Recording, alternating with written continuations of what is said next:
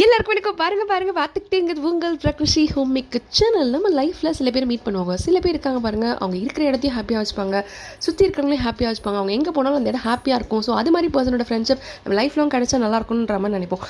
அது மாதிரி தாங்க வேர்க்கலை தனியாக சாப்பிட்டாலும் சூப்பராக இருக்கும், அதில் ஸ்வீட் போட்டு சாப்பிட்டாலும் சூப்பராக இருக்கும், கடல மிட்டாயாக சாப்பிட்டாலும் சூப்பராக இருக்கும், தக்காளி சட்னியாக சாப்பிட்டாலும் சூப்பராக இருக்கும், தேங்காய் சட்னியாக சாப்பிட்டாலும் சூப்பராக இருக்கும். ஓகேங்க, இன்றைக்கி தக்காளி டொமேட்டோ பீனட் சட்னி தான் பார்க்க போகிறோம். ஃபஸ்ட்டு கடாயில் எண்ணெய் ஊற்றிட்டு கொஞ்சமாக கடலப்பருப்பு, நிறையா வேர்க்கலை எடுத்து போட்டு நல்லா வதக்கிக்கோங்க. அதுக்கப்புறம் 4 சின்ன வெங்காயம் போட்டிருக்கேன், அப்புறம் ஒரு 10 பல்லு பூண்டு, அப்புறமா காஞ்ச மிளகா வந்து நார்மல் காஞ்ச மிளகா 3, காஷ்மீர் மிளகா 2 போட்டிருக்கேன். அதுக்கப்புறமா தக்காளிங்க ஒரு 3 தக்காளி போட்டிருக்கேன், கொஞ்சமாக சீரகம், கொஞ்சம் உப்பு, கொஞ்சம் பெருங்காயம், கொஞ்சம் சில்லி பவுடர், கொஞ்சமாக கருவேப்பிலை ஃப்ளேவர் போட்டுருக்கேன். நீங்கள் கொத்தமல்லி இல்லை புதினா எது இருந்தாலும் போட்டுக்கோங்க. ஒரு 5 மினிட்ஸில்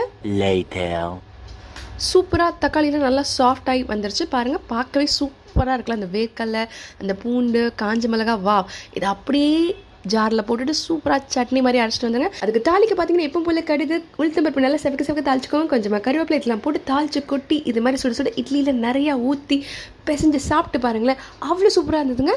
ட்ரை பண்ணி தான் பாருங்கள்.